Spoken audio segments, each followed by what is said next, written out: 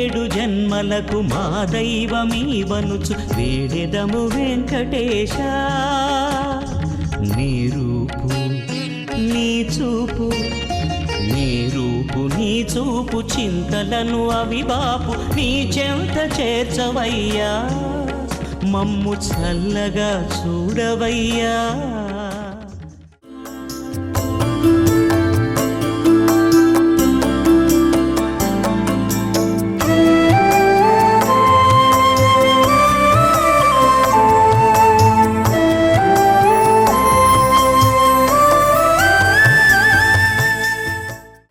పరోపి హితవాన్ బంధుః బంధురప్యహితం పరః అహితో దేహజో వ్యాధిః హితమారణ్యమౌషధం. అత్యంత పవిత్రమైనటువంటి ఈ పుష్యమాసంలో శుభోదయ వేళలో దేవదేవుడైనటువంటి శ్రీమన్నారాయణుని, కలియుగ ప్రత్యక్ష దైవమైనటువంటి శ్రీ వెంకటేశ్వర స్వామి వారిని పరిపరి విధాలుగా శరణాగతి చేస్తూ ఉత్తమమైన ఈ పుష్యమాస శుభోదయ సమయాన్ని మనం చరితార్థం చేసుకుంటూ ఉన్నాం. ఈ పుష్యమాసంలో మనందరి యొక్క ప్రధానమైనటువంటి కర్తవ్యం గోవిందుడి యొక్క ఆరాధన. గోవిందుణ్ణి ఎంతగా భక్తి ప్రపత్తులతో మనం ఆరాధన చేస్తామో అంత గొప్పదైనటువంటి మహాభాగ్య రూపమైనటువంటి ఫలాన్ని మనమందరం కూడా పొందగలుగుతాం. భగవత్ కైంకర్యం అనేటువంటిది ఉత్తమ కార్యం మనందరికీ కూడా. ఆ భగవత్ కైంకర్యము అదేవిధంగా మనకు ధర్మాన్ని నేర్పేటువంటి వేద ఇతిహాస పురాణములు లేదా వాటిని మనకు బోధించేటువంటి గురువులు, బంధువులు, మిత్రులు, దీనిని సజ్జన సంగతి అంటాం. ఆ సజ్జన సంగతి ఎంతగా మనకు ఉంటుందో అంతగా భాగ్యవంతులం మనం. సత్సంగత్వే నిస్సంగత్వం ఇత్యాది వాక్యములను మనం పెద్దలు చెప్పగా విని ఉన్నాం. నిజానికి ఎన్ని కోట్లు లక్షలు సంపాదించి నీవు పెట్టుకున్నావనేటువంటిది కాదు, ఎంతమందితో నీవు సత్సంగంలో ఉన్నావు అనేటువంటిది గొప్ప జీవితంలో ఎప్పుడైనా కూడా. అటువంటి గొప్పదైన సత్సంగంలో ఉండేటువంటి ప్రయత్నం సదా సర్వదా నీవు ఆచరిస్తూ ఉండాలి. వారెవరైనా కావచ్చు కాక, వారెక్కడి వారైనా కావచ్చు కాక, వారు కనుక వేదోక్తమైనటువంటి ధర్మాచరణలో ఎంతో గొప్పగా ముందుకు సాగుతూ గనక ఉండి ఉంటే వారు మనకు అత్యంత ఆప్తులు. వారు భగవత్ కైంకర్య మార్గంలో గొప్పగా శాస్త్రోక్తంగా ముందుకు సాగుతూ ఉంటే వారే నిజమైనటువంటి బంధువులు. అందుకే భగవత్ కైంకర్యంలో ఉండేటువంటి అర్చక పరాధీనుల కన్నా కూడా గొప్ప బంధువులు లేరని ఎందరో గొప్పవారు పెద్ద పెద్ద పదప్రయోగాలు కూడా చేసి ఉన్నారు. ఆ శ్రీహరిని అర్చించేటువంటి అర్చకులే నా ప్రాణమిత్రులు, బంధువులు అని ఉన్నారు. ఆ మాటే అంటున్నారండి, పరోపి హితవాన్ బంధు. అతనితో మనకు రక్త సంబంధం లేకపోయినప్పటికీ కూడా అతను హితవాన్ కనుక అయి ఉంటే, అతను ధర్మ మార్గంలో గనక ఉంటే, భగవత్ కైంకర్యంలో గనక ఉంటే ఆయనే నాకు బంధువు. పరోపి హితవాన్ బంధు బంధురప్యహితం పరః. ఒకవేళ నాతోనే నా రక్త సంబంధంతోనే ఉన్నప్పటికీ కూడా వేదోక్తమైనటువంటి ధర్మాన్ని ఆచరించకపోతే, భగవత్ కైంకర్యంలో గనక లేకపోతే మరి అతను నాకు బంధువు కాదు. పరోపి హితవాన్ బంధు బంధురప్యహితం పరః. చూడండి, మన శితోపదేశ గ్రంథాలలో ఉండేటువంటి సారములు కొంచెం కఠోరంగా ఉంటాయి. పరోపి హితవాన్ బంధు బంధురప్యహితం పరః. దీనికి ఉపమానం కూడా చెప్పారు పెద్దలు. అహితో దేహజో వ్యాధి హితమారణ్యమౌషధం. అహితో దేహజో వ్యాధి, నీ దేహములో పుట్టినదే అయినప్పటికీ కూడా అది రోగమైతే ఖచ్చితముగా నువ్వు దాన్ని పోగొట్టుకోవాలి, లేకపోతే కష్టం. నీ శరీరంలో పుట్టకపోయినా అది ఎక్కడో అడవులలో పుట్టి ఉన్నా కూడా అది ఒక ఔషధం కనుకైతే నీవు దాన్ని తెచ్చి సేవించుకోవాలి. చూడండి ఎంత గొప్ప ఉపమానం చెప్పారు పెద్దలు. కనుక వేదోక్తమైనటువంటి ధర్మాచరణ, వేద ఇతిహాస పురాణములు మనకు ఉపదేశించినటువంటి ధర్మ కార్యములను ఎవరైతే మనకు ఉపదేశిస్తూ ఉంటారో వారు మిత్రులు, వారు బంధువులు. వారితో ఎప్పుడూ కూడా మనం సత్సంగంలో ఉండే ప్రయత్నం చేయాలి. అప్పుడే మన జీవితము శ్రేయోదాయకంగా ఉంటుంది. వారితో గొప్పగా ఉండగలగడం, ఒక ఔషధ సంసేవనాన్ని చేస్తూ మన ఆయురారోగ్యాలను కాపాడుకోవడం ఎలానో లౌకికంగా అటువంటిదై ఉంటుంది. సద్గురువులతో సత్కర్మాచరణలో ఉండేటువంటి వారితో మనం స్నేహబంధంలో ఉండడం అన్నారు. మరి మనం కూడా అటువంటి చక్కనైనటువంటి బంధువర్గాన్ని, సత్సంగాన్ని ఏర్పాటు చేసుకునే ప్రయత్నం చేస్తూ గోవిందుడి యొక్క అనుగ్రహంతో ఈనాటి తిథివార నక్షత్రాలలో ఉండేటువంటి తత్వాన్ని కాస్త మన జీవితానికి అన్వయించుకునే ప్రయత్నం చేద్దాం. ఈ రోజున జనవరి 3వ తేదీ పుష్యమాస పౌర్ణమి తిథి. ఈ రోజున చాలా విశేషం, పౌష్య పౌర్ణమి. ఈ రోజున మహాలక్ష్మి అమ్మవారి యొక్క ఆరాధనం ఎంతో చక్కనైనటువంటి ఫలాలను మనకు కలుగజేస్తుంది, జీవితాన్ని లక్ష్మీప్రదంగా ఉంచుతుంది. ఈ రోజున పుష్యమాస పౌర్ణమి కనుక చక్కనైనటువంటి లక్ష్మీ ఆరాధనం మనం ఆచరించడం చాలా గొప్పదైనటువంటి కర్తవ్యం మనందరికీ కూడా. అదేవిధంగా ఈ రోజున నక్షత్రం ఆర్ద్ర నక్షత్రం. ఈ ఆర్ద్ర నక్షత్రము రుద్రదేవతాకమైనటువంటి నక్షత్రం. ఆర్ద్ర రౌద్రశ్చ పురజిత్ అంటారు. ఈరోజు పరమశివుడి యొక్క ఆరాధనం చక్కనైనటువంటి జ్ఞానమును మనకు అందజేస్తుంది. అదేవిధంగా ఈ రోజున వారము శనివారం. ఈ శనివారము సాక్షాత్తు వెంకటేశ్వరుడి యొక్క ఆరాధనం మనకు మోక్షప్రదం కాగలుగుతుంది. వెంకటేశ్వర వ్రతాచరణ కూడా మనకు చక్కనైనటువంటి ఫలాన్ని ఇస్తుంది. కనుక ఈ తిథివార నక్షత్రాలలో ఉండేటువంటి తత్వాన్ని మన జీవితానికి అన్వయించుకొని గోవిందుడి యొక్క అనుగ్రహంతో ఈ పుష్యమాస శుభోదయ సమయాన్ని మనం చరితార్థం చేసుకుందాం.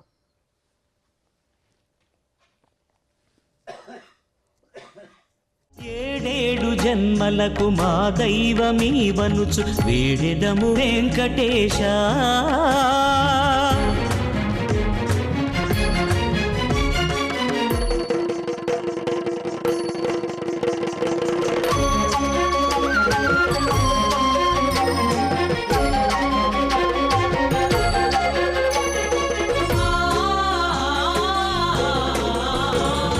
ఆది అంతము నీవే, నింగి నేలయు నీవే, కాలచక్రము తిప్పు కొమ్మరివి నీవే, జగతినొక త్రాటిపై నడిపేవయా.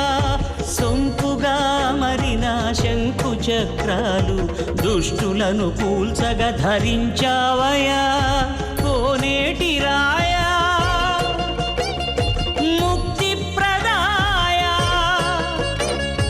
కోనేటి రాయా ముక్తి ప్రదాయ, శ్రీ చిద్విలాస శ్రీ వెంకటేశ.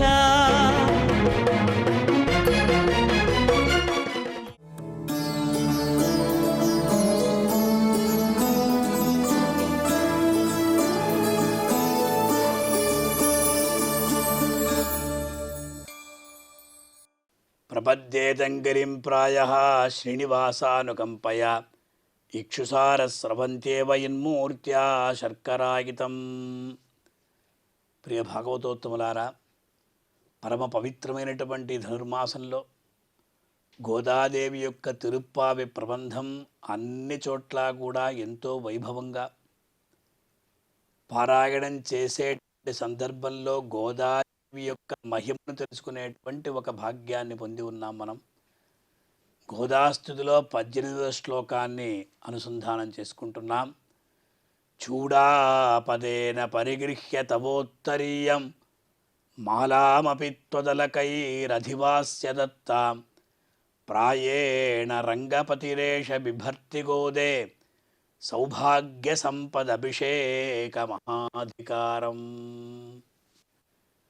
రంగనాథుడు ఎలా గోదాదేవి యందు తన యొక్క అభిమానాన్ని చాటుకుంటున్నాడంటే, చూడాపదేన పరిగృహ్య తవ ఉత్తరీయమమ్మా గోదాదేవి, నీవు ధరించినటువంటి ఆ వస్త్రం, ఉపరి వస్త్రం, అంగవస్త్రం ఏదైతే ఉందో ఆ అంగవస్త్రాన్ని, ఆ పట్టు వస్త్రాన్ని రంగనాథుడు చూడాపదేన పరిగృహ్య తన యొక్క ఆ శిరస్సుకు చుట్టుకుంటున్నాడు.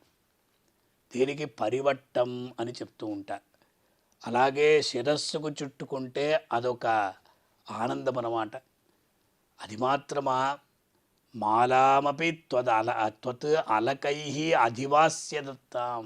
అమ్మా, మాలామపి, అది ఎటువంటి మాల అంటే నీ యొక్క కురులలో ధరించినటువంటి మాల. అది మంచి ఆ సౌగంధ్యాన్ని కలిగి ఉన్నది.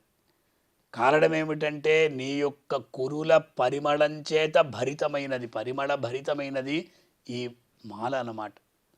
అటువంటి మాలను భగవంతుడు మాలామపి త్వత్ అలకై అధివాస్య దత్త, నీ యొక్క ముంగురుల చేత అది పరిమళించినటువంటి ఆ మాలికను భగవంతుడు స్వీకరిస్తున్నాడు, వేసుకుంటున్నాడు.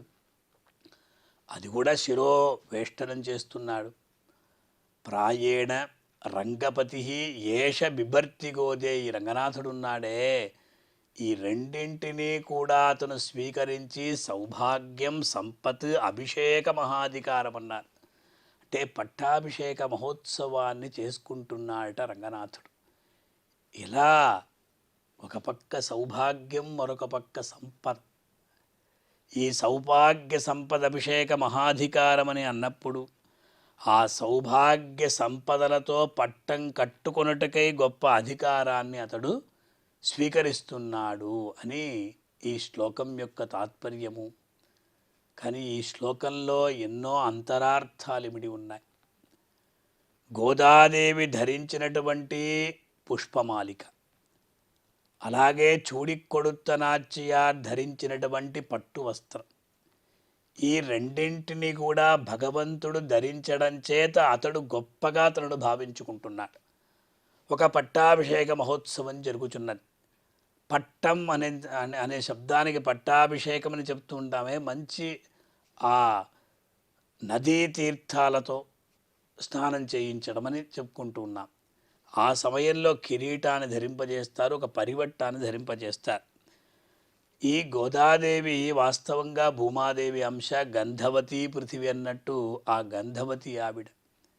అందువల్ల గోదాదేవి యొక్క ఆ తాను గోదాదేవి ధరించినటువంటి మాలికలో ఒక సౌగంధ్యం ఉంటుందట.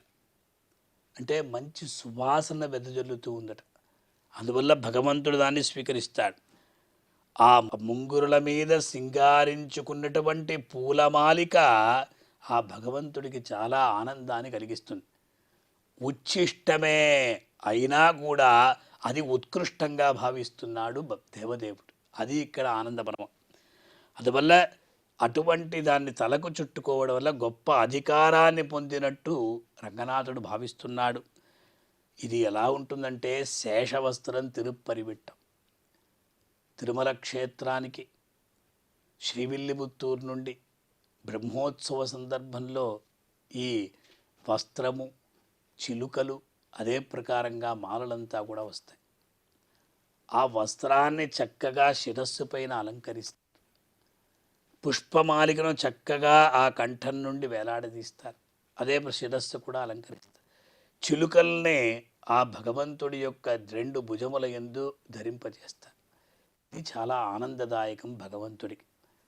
ఇది మాత్రం కాదు, శ్రీవిల్లిపుత్తూరులో ఒక ఐతిహ్యం ఈనాటికి కూడా జరుగుతున్నది. ఒక ఉత్సవం. ఆ ఉత్సవంలో 5 మంది దేవతామూర్తులు వస్తారు. గరుడ వాహనంలో గోదాదేవి యొక్క ఉత్సవాలలో 5వ రోజు జరుగుతుంది. అచ్చట 5గురు మూర్తుల్లో గోదాదేవి రంగనాథుణ్ణే వరిస్తుంది. వారు ఎవరు? వటపత్రసాయి, శ్రీనివాసుడు, అళహర్, అప్పన్. వీళ్ళందరినీ కూడా ఒక సమానంగా అక్కడ వేంచేపు చేస్తారు. చాలా కనుల పండువగా ఈ ఉత్సవం జరుగుతుంది. ఆ సమయంలో స్వయంవరంలాగా గోదాదేవి ఆ రంగమన్నారిని వరిస్తుంది. వీడ్కోలు ఎప్పుడైతే పలుకుతారో ఆ సమయంలో అప్పన్ స్వామికి ఆండాళ్ ధరించినటువంటి ఆ మేలిపుట్టాన్ని మంగళ వాయిద్యాలతో తలకు చుట్టుతారట. ఇదే ఒక పట్టం, ఇదే ఒక బహుమానం అన్నమాట. అంచేత ఈ శ్లోకంలో దేశికుల వారు శ్రీరంగనాథుడు ఎంతో ఆనందపడిపోతున్నాడు, ఆశ్చర్యపడిపోతున్నాడు. కారణం ఏమిటంటే గోదాదేవి ఇచ్చినటువంటి, గోదాదేవిచే పంపించబడినటువంటి ఆ పట్టవస్త్రాన్ని మరియు ఆ మాలికనంతా కూడా ధరించి ఆనందపడిపోతున్నాడు. కనుక మనం ఈ శ్లోకాన్ని ఈనాడు ఆ స్వామివారికి సమర్పించి గోదాదేవి యొక్క అనుగ్రహంతో పాటు శ్రీ వెంకటేశ్వర స్వామివారి కృపకు పాత్రులవుదాం. ఓం నమో వెంకటేశాయ. ఏడేడు జన్మలకు మా దైవమీవనుచు వేడెదము వెంకటేశ, వేడెదము వెంకటేశ.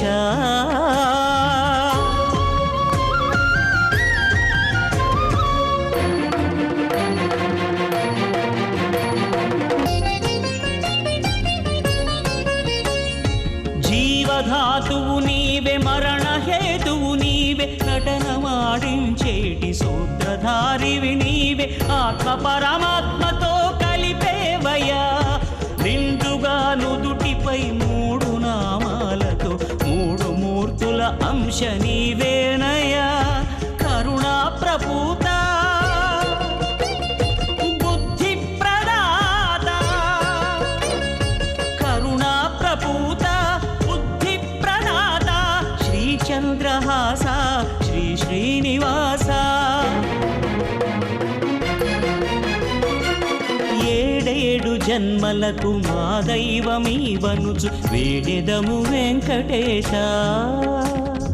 నీ రూపు నీ చూపు, నీ రూపు నీ చూపు చింతలను అవిబాపు నీ చెంత చేర్చవయ్యా.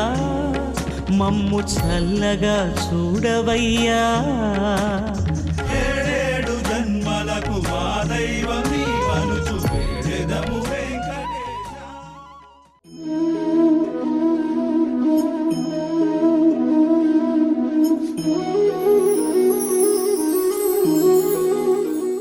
మన దైనందిన జీవితంలో మనం ఎన్నో సమస్యలు ఎదుర్కొంటూ ఉంటాం. ఒక్కొక్క సమస్యను కూడా మనం పరిష్కరించుకోవడంలో ఒక సమయస్ఫూర్తి చాలా అవసరం. మనకు అవకాశాలు వస్తూ ఉంటాయి. ఆ అవకాశాలు కూడా జాగ్రత్తగా అందిపుచ్చుకునే ప్రయత్నం చేయాలి. అందుకు మనకు మంచి ఆలోచన విధానం కావాలి. మన అంతరంగం స్వచ్ఛంగా ఉండి దైవబలంతో, దైవానుగ్రహంతో మనకు మంచి ఆలోచనలు కలగాలప్పుడు. పెద్దలు ఒక ఐతిహ్యం చెప్తూ ఉంటారు. అంధం దరిద్రం ప్రేయా విహీనం వీక్ష్యేశ్వరో వదతి యాచవరం త్వమేకం నేత్రేణనాపి వసునో వనితాం నవిప్రే ఛత్రాభిరామ కృతదర్శనమిత్యవోచత్. చాలా సందేశాత్మకమైనటువంటి సూక్తి ఇది. ఒక గ్రుడ్డివాడున్నాడు. ఆ గ్రుడ్డివాడికి ఏమీ కనపడదు పాపం. ఒక చోట కూర్చోనున్నాడు, దీనంగా కూర్చోన్నాడు. ఆ దారిలో పార్వతీ పరమేశ్వరుడు ఆది దంపతులు పోతూ ఉన్నారట. పరమశివుడు బోళాశంకరుడు గ్రుడ్డివాడిని చూసి జాలి కలిగిందా నీకు? అయ్యో వాడు గ్రుడ్డివాడు, వాడికి ఒక వరప్రసాదం చేద్దాం, ఒక వరం ఇచ్చిపోతే బాగుంటుంది. ఏం వరం ఇస్తాం? దృష్టి ప్రసాదిద్దాం అని అమ్మవారితో అన్నాడట. అమ్మవారు అన్నారు, దృష్టి ప్రసాదించినా ఆ దృష్టిని వాడు సద్వినియోగం చేసుకుంటాడో లేదో, కాబట్టి వాడికి మంచి గృహిణి, ఒక అమ్మాయి ప్రియురాలు ఉంటే ఆమె సహాయం చేస్తూ ఉంటుంది. ఆమె యొక్క సహాయంతో వాడు జీవితాన్ని ఏదో గడుపుకుంటూ ఉంటాడు. అలా చేస్తే బాగుంటుంది కదా అని అమ్మవారు సలహా ఇచ్చారు. స్వామి దృష్టే ఇస్తే మంచిది అని స్వామికి, లేదు మంచి గృహిణిని వాడికి అనుగ్రహించాలి అని అమ్మవారికి. ఇలా ఇరువురు కాసేపు వాదోపవాదాలు చేసుకున్న తర్వాత ఒక నిశ్చయానికి వచ్చారు. మనం ఎందుకు వాదోపవాదాలు చేసుకోవడం, వాణ్ణి అడుగుదాము, వాడేం కావాలంటే అది ఇద్దాము, అప్పుడు మనకేముంది, వాడేమడిగితే వాడు ఏం కోరుకుంటే అది ఇద్దామని చెప్పి గ్రుడ్డివాని దగ్గరికి వచ్చారు. వచ్చి అమ్మవారు అడిగారు, అయ్యా ఆయన పరమశివుడు, నేను గౌరీదేవిని, ఆది దంపతులము, నీకు వరప్రసాదం చేయడానికి వచ్చాం, ఇది గొప్ప అవకాశం, నీకు వరం కోరుకోనాయనా అని అడిగింది ఆ తల్లి. అప్పుడు ఆ గ్రుడ్డివాడు మనసులో దైవాన్ని స్మరించుకున్నాడు. ఇంత సువర్ణావకాశం నాకు వచ్చింది కదా, నేను మంచి వరం కోరుకోవాలి. నాకు దృష్టి ఇమ్మని అడిగితే దృష్టి వచ్చిన తర్వాత కూడా కష్టాలుంటే ఏం చేసేది, జీవితం ఎలా గడుపుకుంటాను నేను అనుకని ఒక్క క్షణం ఆలోచించి దైవానుగ్రహం చేత గొప్ప వరం అడిగాడండి వాడు. పరమశివ, నీవు దయాసముద్రుడవు కదా తండ్రి, నాకు నువ్వు వరప్రసాదం చేయదలిస్తే నా కుమారుడు రాజ్య పరిపాలనం చేస్తూ ధర్మ పరిపాలనం చేస్తూ ఉండగా చూడాలనే కోరిక నాకుంది, ఆ కోరిక తీర్చు అన్నాడట. తథాస్తు, నీ కోరిక తీరుతుందని చెప్పేశాడు. తర్వాత అమ్మవారు ఆది దంపతులు ప్రయాణమై మాట్లాడుకుంటూ అమ్మవారు చెప్పారట, మీరు ఒక వరం ఇవ్వాలనుకున్నారు వాడికి, నేను ఒక వరం చెప్పాను, ఇప్పుడు వాడు 5 వరాలు కోరాడు మనల్ని, మీరు ఒక వరం అనుకొని ఇచ్చేశారన్నాడు. అడిగింది ఒక వరమే కదా వాడు అమాయకుడు అంటే, అట్లా ఏం అందుకే మీరు బోళాశంకరుడు అని అమ్మవారు చెప్పారు.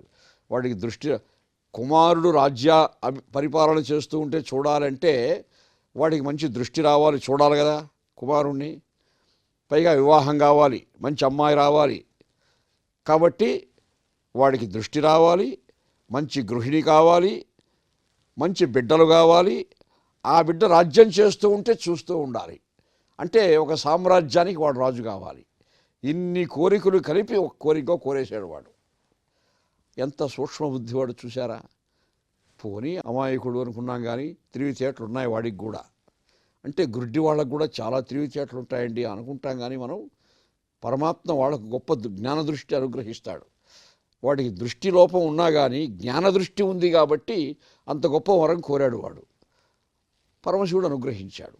కాబట్టి ఏ నరుడైనా ఏ మానవుడైనా జీవితంలో అంది వచ్చే అవకాశాలని సువర్ణావకాశంగా భావించి సద్వినియోగం చేసుకోవాలి. మళ్ళీ అటువంటి సన్నివేశాలు రావు జీవితంలో, మళ్ళీ పరమేశ్వరు పార్వతీ పరమేశ్వరుడు వస్తారు వరమిస్తారా. కాబట్టి ఇవన్నీ జాగ్రత్తగా ఆలోచించి మానవుడు, ఇందుకే పెద్దలు ఇటువంటి సూక్తులు చెప్పారు మనకి, మనం అవి పాటించాలి.